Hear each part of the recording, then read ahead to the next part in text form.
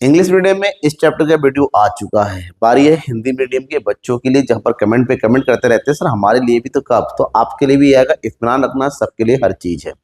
तो यहाँ पर आय और रोजगार के निर्धारण, ये वाला चैप्टर आपको पढ़ना सबसे ज्यादा जरूरी है, क्योंकि इस चैप्टर की वेटेज लगभग लगभग 12 मार्क्स तक की है। यहाँ पर आपको 3 से 4 एमसीक्यूज मिलने, 2 शॉर्ट क्वेश्चन मिलने वाले हैं, एक न्यूमेरिकल क्वेश्चन मिलने वाला है, साथ ही साथ एक लॉन्ग क्वेश्चन भी मिलने वाला है। तो ये चैप्टर आपके लिए बहुत ज्यादा जरूरी है कि इस चैप्टर के कुछ टॉपिक्स ऐसे हैं जो आपको हर हालत में पढ़ना है। और वो टॉपिक्स कौन कौन से हैं, जिन चैप्टर्स को आपको क्लियर करना है, वो भी वीडियो के लास्ट में आपको जरूर बताऊंगा। स्टार्ट करते हैं क्लास से। सबसे पहले इस चैप्टर की इंट्रोडक्शन। देखिए, चैप्टर को पढ़ने से पहले हमें समझना पड़ेगा प्रोफेसर जेएम कीन्स के बारे में। प्रोफेसर कीन्स कौन?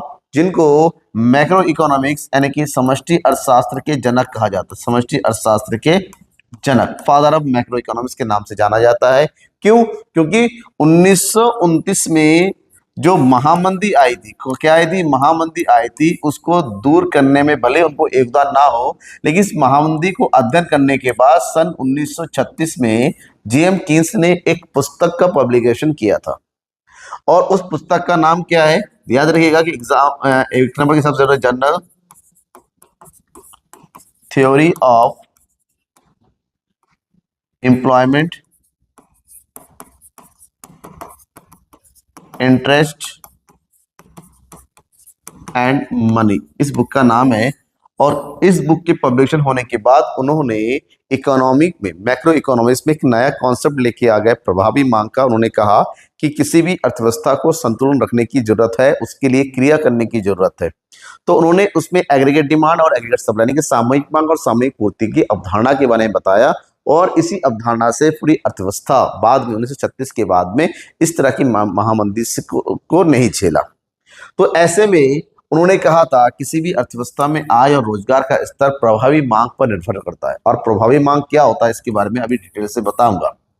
तो उन्होंने जो कॉन्सेप्ट दिया था, उससे पहले एक शास्त्रीय विचारधारा प्रचलन था। जैसे प्रोफेसर जेबी से के अनुसार आपूर्ति अपनी मांग स्वयं उत्पन्न करती है। किसी भी अर्थव्यवस्था में जो पूर्ति है, प्रोडक्शन है, उससे मांग का जन्म होता है।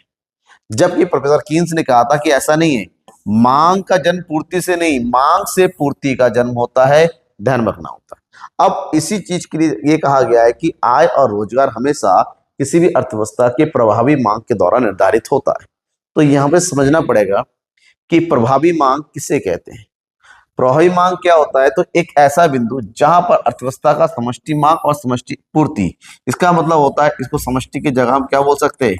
इसको सामूहिक बोल सकते हैं, इसको समग्र बोल सकते हैं, या इसको कुल बोल सकते हैं। इन सबको इंग्लिश में बोला जाता है एग्रीगेट। क्या बोला जाता है? Aggregate. That is aggregate demand. तो सामूहिक मांग और सामूहिक पूर्ति जिस बिंदु पर आपस में बराबर होता है, उसी को ही प्रभावी मांग कहते हैं। इसका मतलब होता है कि एक ऐसी स्थिति है जहां पर जितने लोगों को काम चाहिए, उन सभी लोगों को काम की पूर्ति हो रही है। तो इसको पूर्ण रोजगार स्तर भी कहते हैं। क्या बोलते हैं इसको? पूर्ण रोजगार स्तर के नाम से जानते हैं, पूर्ण संतुलन स्तर के नाम से जानते हैं। और इसी अर्थव्यवस्था में, इसी स्थिति के लिए प्रत्येक अर्थव्यवस्था की सरकार को काम करना चाहिए। और एक ऐसा बिंदु होता है जहां पर एएस और एडी दोनों बड़ा होता है, बिंदु ई। तो ये बिंदु ई जो है आपका क्या होगा? प्रभावी मांग या फिर संतुलन बिंदु होगा, क्योंकि इसी बिंदु पर अर्थव्यवस्था का क्या हो रहा है? पूर्ण रोजगार का निर्धारण हो रहा है। और इसके निर्धारण के लिए सामूहिक मांग और सामूहिक पूर्ति को, दोनों को बराबर होना जरूरी है। तो इसे समझना पड़ेगा कि भाई सामूहिक मांग क्या होता है, सामूहिक पूर्ति किसे कहते हैं। तो यहाँ पर शुरुआत में सबसे पहले समष्टि मांग, इसका मतलब ये हुआ सामूहिक मांग। ठीक है, सामूहिक मांग, एग्रीगेट डिमांड किसे कहते हैं? एक अर्थव्यवस्था में रहने वाले सभी नागरिकों के द्वारा अपनी आवश्यकता की पूर्ति के लिए किया गया व्यय, अपनी आवश्यकता की पूर्ति के लिए किया गया व्यय और व्ययों का योग क्या होता है? कुल व्यय होता है। तो इसी कुल व्यय को अर्थव्यवस्था में सामूहिक मांग से नाम से जानते हैं। व्यय 2 प्रकार से होता है। व्यय किया जाता है अपनी आवश्यकताओं की पूर्ति के लिए, यानी उपभोग पर, उपभोग व्यय। दूसरा, वस्तुओं के उत्पादन के लिए किया जाता है निवेश व्यय। तो इस प्रकार से अर्थव्यवस्था का जो सामूहिक मांग है, उपभोग यानी कंजप्शन, निवेश मतलब इन्वेस्टमेंट, C+I के बराबर होता है। जिसको नॉर्मली हम बोल सकते हैं समष्टि मांग के घटक। अगर केवल घटक पूछा जाता है तो दो होते हैं, सी प्लस आई, उपभोग व्यय और निवेश व्यय। समझ में आ गया यहाँ पर, जो किसी भी अर्थव्यवस्था में रहने वाले लोगों की। अब ये हमेशा ये जो निवेश और उपभोग किस पर निर्भर करता है, आय पर। तो जैसे जैसे आय में वृद्धि होती चली जाती है, उपभोग में भी वृद्धि होती चली जाती है। अगर इस चीज को हमसे डायग्रामेटिक वे में रिप्रेजेंट करने के लिए कहा जाए तो कह सकते हैं कि हमेशा एडी वक्र ऊपर की ओर बढ़ता हुआ चला जाता है। क्यों? क्योंकि ये हमेशा आय पर निर्भर करता है। तो एक तरफ होता है आय, ये हो गया आपका उपभोग यानी consumption, that means capital C. यहां पर होता है निवेश, और इन दोनों से मिलकर बनता है एग्रीगेट डिमांड यानी कि सामूहिक मांग।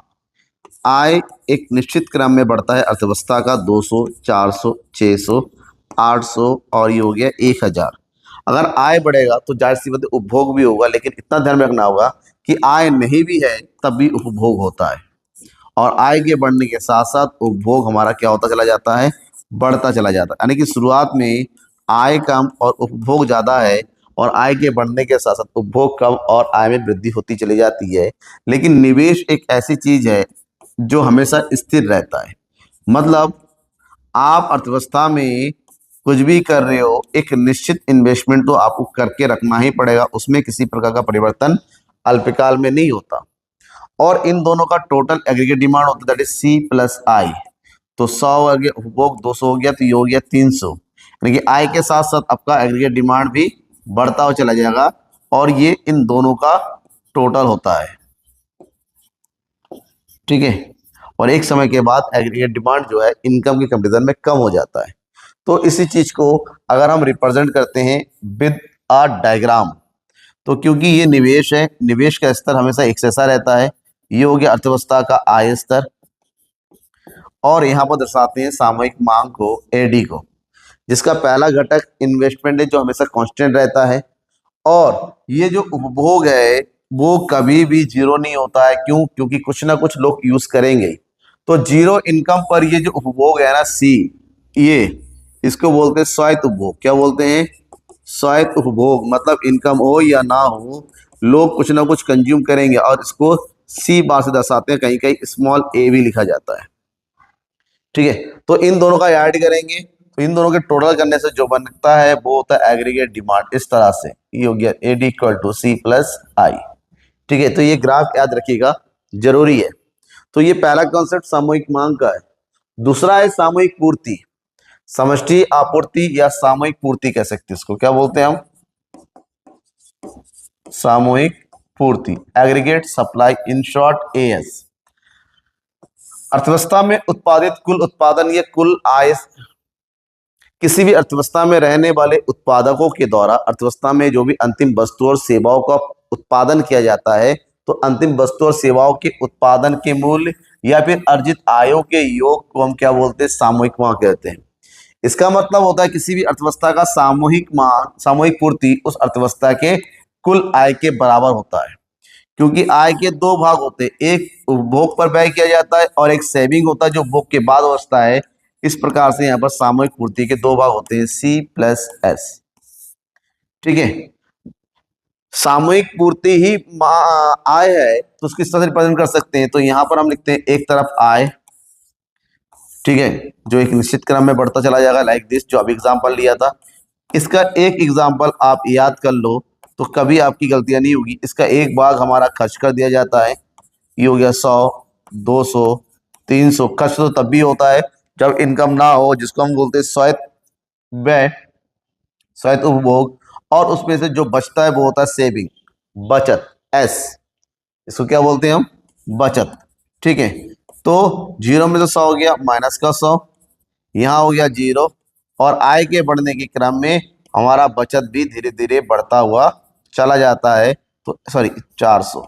तो इन दोनों का टोटल करेंगे तो बनेगा सामूहिक पूर्ति, A S equal to C plus S. ये हो गया 0, 200, 400, 600, 800, ये हो गया 1000।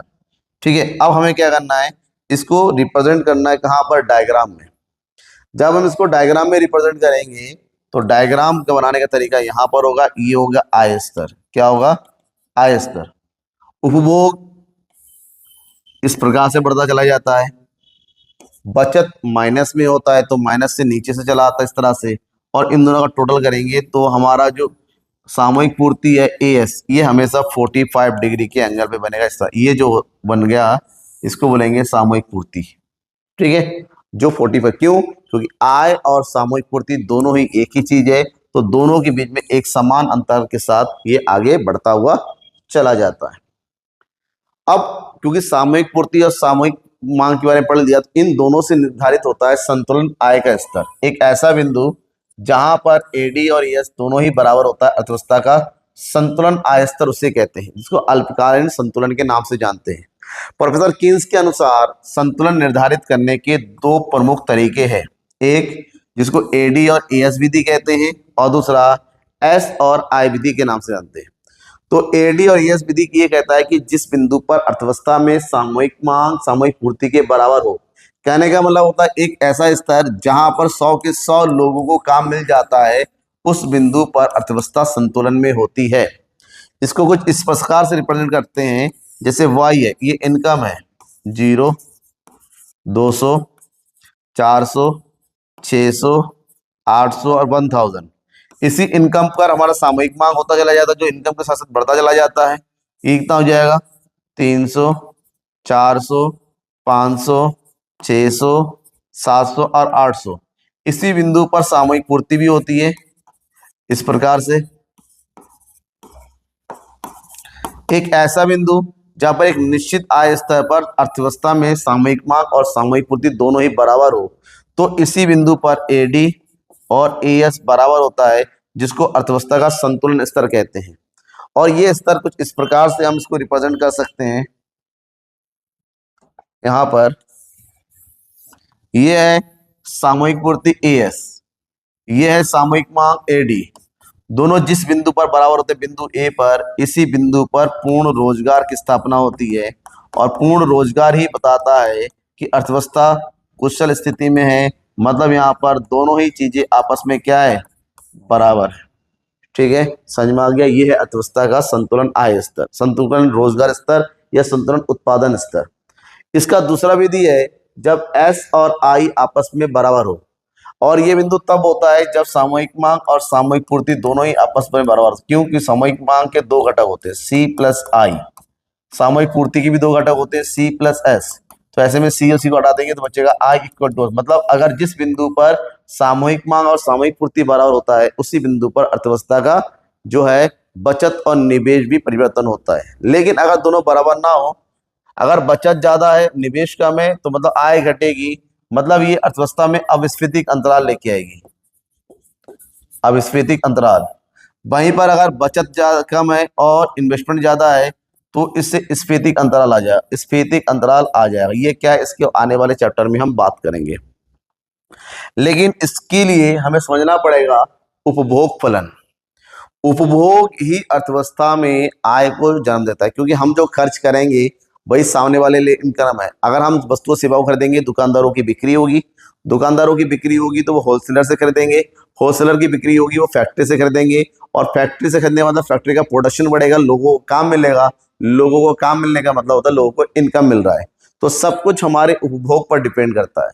तो हमें समझना पड़ेगा उपभोग फलन क्या होता है, व्हाट इज कंजप्शन फंक्शन। तो उपभोग और आय के बीच के संबंध को उपभोग फलन के नाम से जानते हैं, जिसको रिप्रेजेंट करते हैं C equal to function of Y.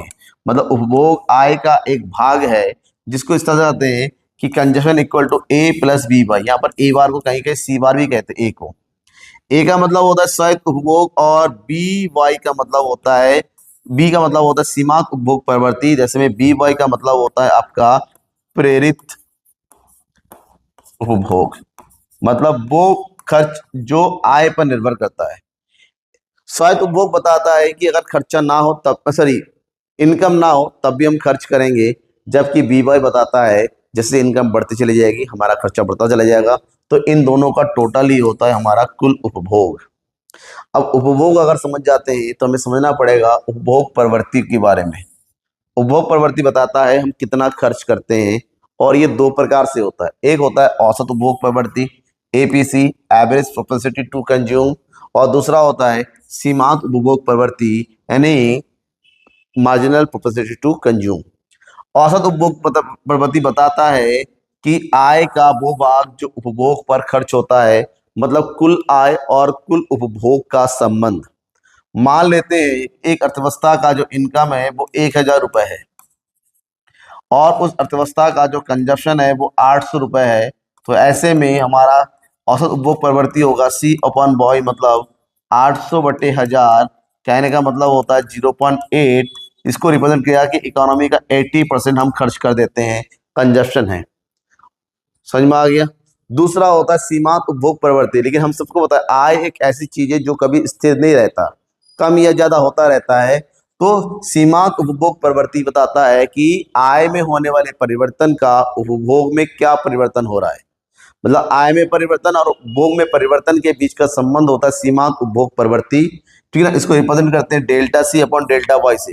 Delta C का मतलब होता है उपभोग में परिवर्तन और डेल्टा वाई का मतलब होता है आय में परिवर्तन। ठीक है। इसका मतलब ये हुआ कि अगर अर्थव्यवस्था में जो है इनकम पहले 1,000 था और 1,000 से बढ़ के अगर ये 2,000 हो जाता है, कितना हो जाता है 2,000, तो ऐसे में कंजप्शन पहले 800 था तो जाहिर सी बात है वो भी बढ़ जाएगा और ये मान लेते हैं ये बढ़ के कितना हो गया 1,500। तो इनकम कितना बढ़ा, इनकम बढ़ा हमारा 1,000 से और कंजप्शन कितना बढ़ा, कंजप्शन बढ़ा 700 से। इसका मतलब होता है यहाँ पर MPC equal to delta C यानी कि 700 बटे डेल्टा वाई यानी कि 1,000 इसका 0.7। कहने का मतलब ये हुआ कि बढ़े हुए इनकम का 70% खर्च कर दे रहे हैं। ठीक है। एक चीज ध्यान रखना कि जो सीमांत उपभोग प्रवृत्ति है वो ना ही कभी 0 से कम होता है ना ही कभी 1 से ज्यादा होता है।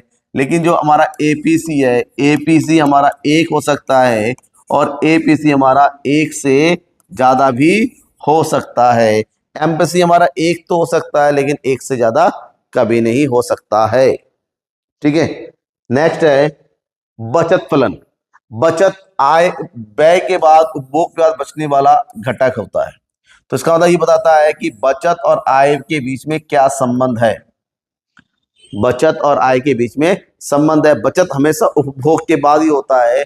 ऐसे में बचत फलन की बात करते हैं तो एस इक्वल टू होता है माइनस सी बार, मतलब स्वायत्त उपभोग प्लस 1 माइनस बी वाई। ये बचत फलन के बारे में एक क्वेश्चन बताता है। तो यहाँ पर बचत प्रवृत्तियां दो प्रकार की होती हैं, जैसे उपभोग प्रवृत्ति, औसत बचत प्रवृत्ति और सीमांत उपभोग प्रवृत्ति। कुल आय और कुल बचत के बीच में संबंध होता है औसत बचत प्रवृत्ति एपीएस। फॉर एग्जांपल अगर इनकम 1,000 है,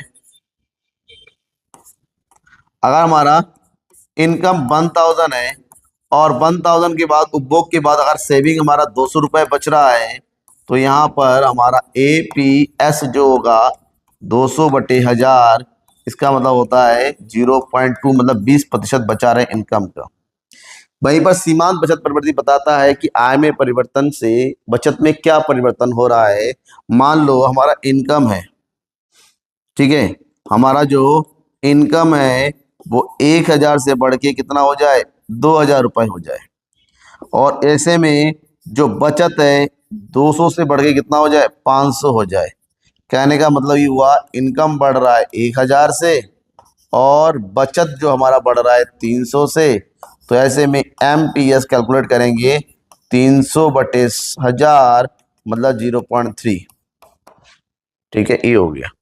अब इससे रिलेटेड कुछ छोटे छोटे न्यूमेरिकल क्वेश्चन पूछे जाते हैं, जैसे संबंध का MPC plus MPS equal to हमेशा 1 होता है। सिस्टम पूछा सकता है अगर एमपीएस 0.25 है तो बताओ एमपीसी कितना होगा। अगर सीमांत बचत प्रवृत्ति 0.25 है तो सीमांत उपभोग प्रवृत्ति कितना होगा। तो यहाँ पर इस इक्वेशन से फार्मूला बनाओ MPC equal to 1 minus MPS. कहने का मतलब होता है 1 माइनस 0.25 इक्वल टू 0.75। ठीक है। और वहीं पर एक संबंध एपीसी का भी होता है यार, APC plus APS is equal to always 1।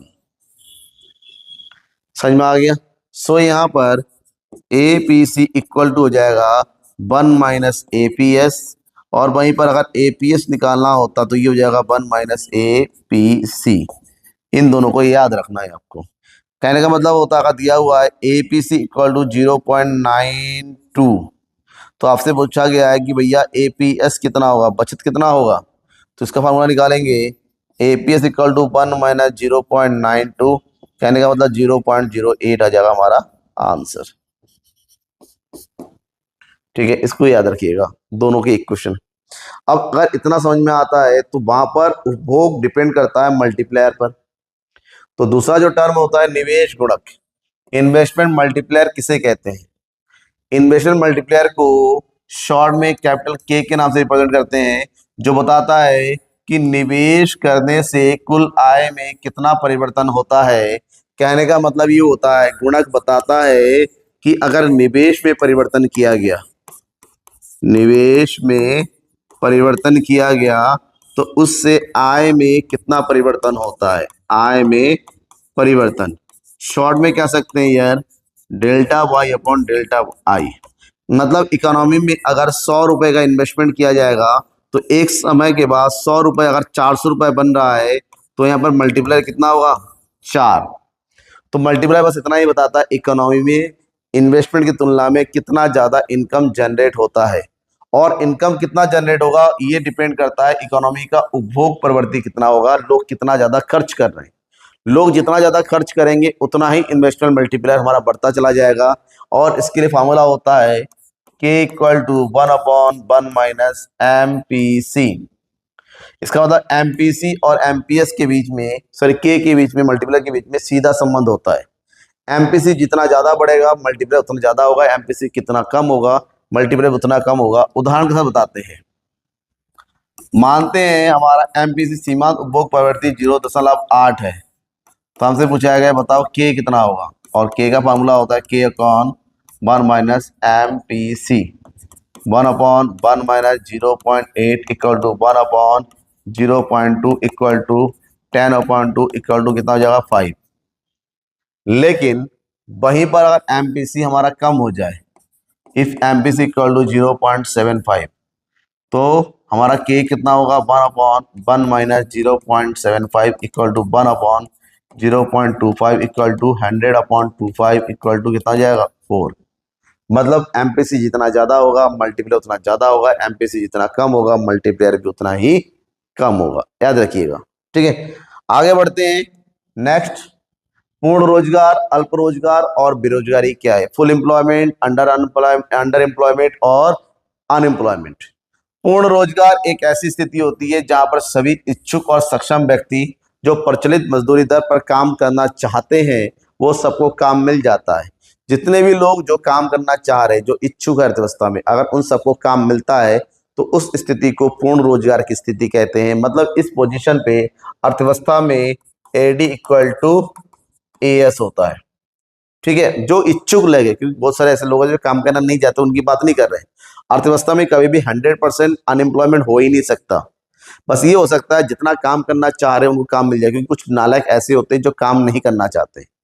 अल्प रोजगार का मतलब होता है जब अर्थव्यवस्था में संसाधनों का पूर्ण उपयोग नहीं होता है तो इच्छुक लोग जो काम करना चाह रहे हैं उनको काम नहीं मिल पाता। तो ऐसी स्थिति जहां पर कुछ लोग बेरोजगार रह जाते हैं तो उस स्थिति को हम अल्प रोजगार कहते हैं। वहीं पर बेरोजगारी का मतलब, अल्प रोजगार से ही बेरोजगारी आ जाती है। मतलब जब इच्छुक और सक्षम लोग जो काम करना चाह रहे हैं लेकिन उनको काम नहीं मिल पाता है तो उनको बेरोजगारी के नाम से जाना जाता है। तो ये 3 टॉपिक शॉर्ट में पढ़ लीजिएगा, एग्जाम में काम आता है। आगे अगर हम बात करते हैं दैट इज अतिरिक्त मांग और मुद्रास्फीति अंतराल। अतिरिक्त मांग को हम अधिमांग भी बोलते हैं, इसको अतिरेक मांग भी बोला जाता है, और इंग्लिश में बोलते हैं इसको एक्सेस डिमांड। क्या बोलते हैं बेटा? Excess demand. ये एक ऐसी स्थिति होती है जहां पर अर्थव्यवस्था में पूर्ण रोजगार होने के लिए, मतलब एडी और एएस के बराबर होने के लिए चाहिए, लेकिन उस सिचुएशन में एडी ज्यादा हो जाता है एएस। मतलब एक ऐसी स्थिति जहां पर जितना सामूहिक मांग होना चाहिए सामूहिक मांग उससे ज्यादा हो जाता है। तो ऐसी स्थिति में पूर्ण रोजगार पर जब सामूहिक मांग सामूहिक पूर्ति की तुलना में अधिक होता है तो उसके बीच का जो अंतर होता है, अंतर कैसे समझ सकते हैं यहाँ पर? इसको बोलते हैं स्फीतिक अंतराल। क्या बोलते हैं हम? स्फीतिक अंतराल, इन्फ्लेशनरी गैप। तो स्फीतिक अंतराल बराबर हो जाता है ठीक है ना। वास्तविक सामूहिक मांग माइनस संतुलन के लिए आवश्यक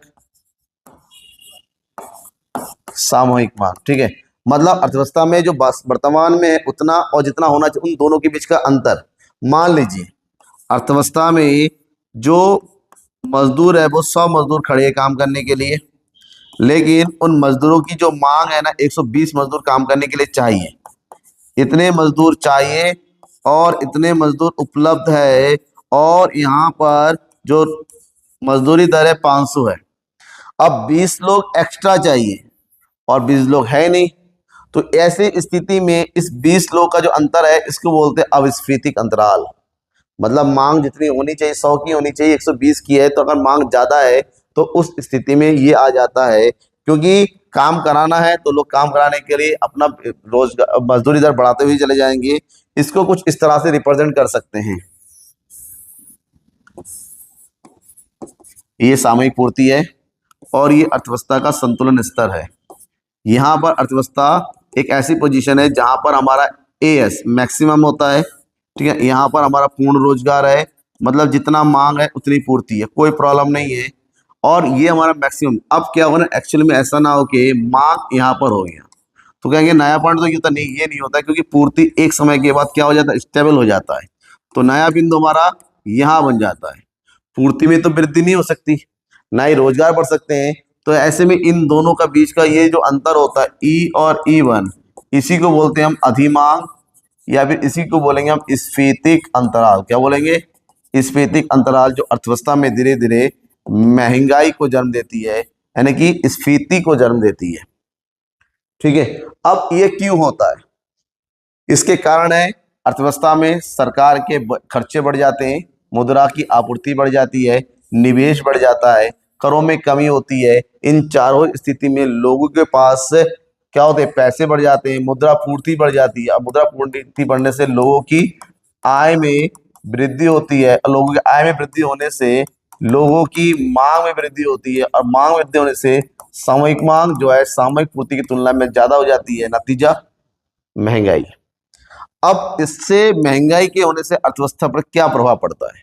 सबसे पहला प्रभाव पड़ता है, इससे अर्थव्यवस्था में सामान्य मूल्य स्तर में वृद्धि हो जाती है, मतलब चीजें महंगी हो जाती है।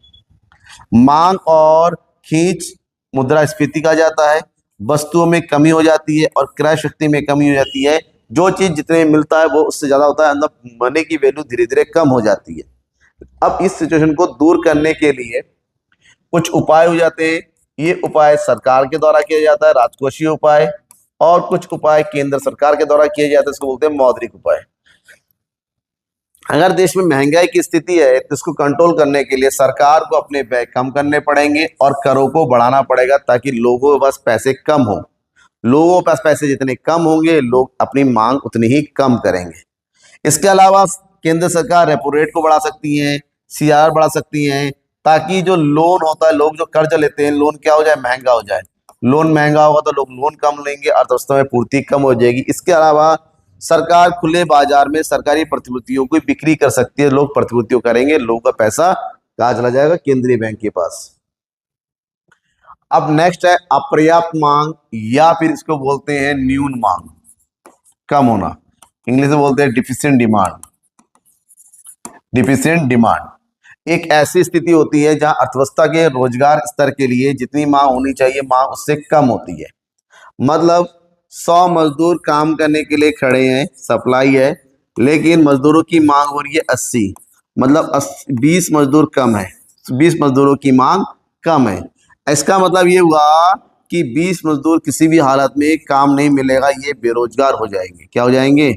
बेरोजगार हो जाएंगे। तो इसी स्थिति को हम बोलते हैं न्यून मांग, मांग नहीं होना। मतलब एक ऐसी स्थिति जहां पर आवश्यक सामूहिक मांग की तुलना में वास्तविक सामूहिक मांग क्या हो, वास्तविक सामूहिक मांग कम हो। तो इन दोनों का जो अंतराल होता है उसकी को बोलते हैं अपस्फीतिक अंतराल। क्या बोलते हैं?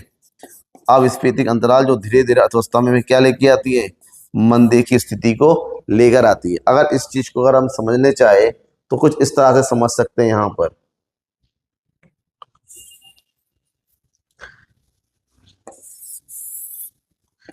ये है सामूहिक पूर्ति और यहाँ है सामूहिक मांग, यहाँ पर होना चाहिए। तो ये अर्थव्यवस्था का कौन सा स्तर है? पूर्ण रोजगार स्तर है। ये अर्थव्यवस्था बिल्कुल बढ़िया पोजीशन है, लेकिन ऐसा नहीं हुआ, लोगों के पास पैसे नहीं है तो लोगों ने मांग करना कम कर दिया, तो नया सामूहिक मांग यहाँ हो गया और नया पॉइंट ये बन गया इवन। और इसको बोलते हैं अपूर्ण रोजगार। क्या बोलते हैं? अपूर्ण रोजगार। तो इन दोनों के वाई और वाई के बीच के जो अंतर होता है, इसी अंतर से अर्थव्यवस्था में क्या बढ़ेगी? बेरोजगारी बढ़ेगी और उत्पादन में कमी। और ये जो बीच में गैप होता है, इस गैप को बोलते हैं हम क्या चीज? न्यून मांग।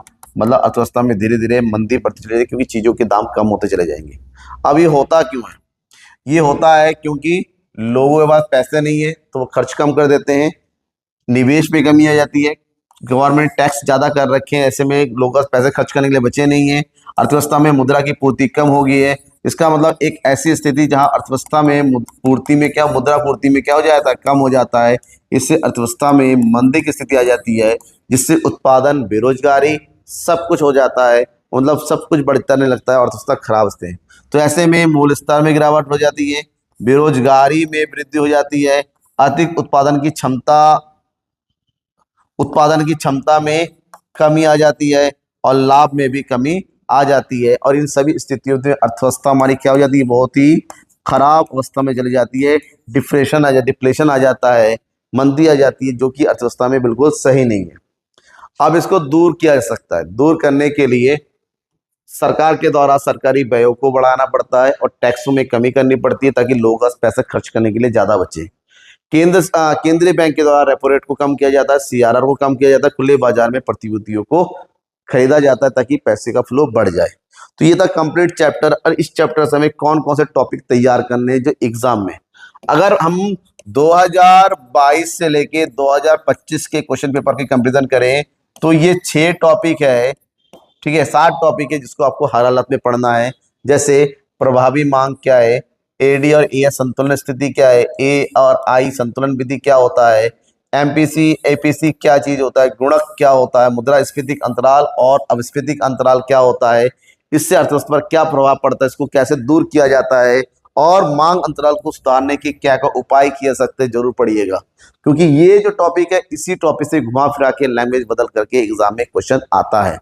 तो ये तो आपके लिए बहुत ही इंपॉर्टेंट था ताकि आप समझ सके क्या पढ़ना है क्या नहीं पढ़ना है।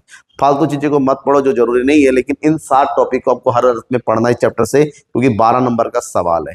कैसा लगा आपको क्लास? समझ में आया या नहीं आया? कोई डाउट है क्या तो बताइए कमेंट से, कमेंट करके। Thank you and bye.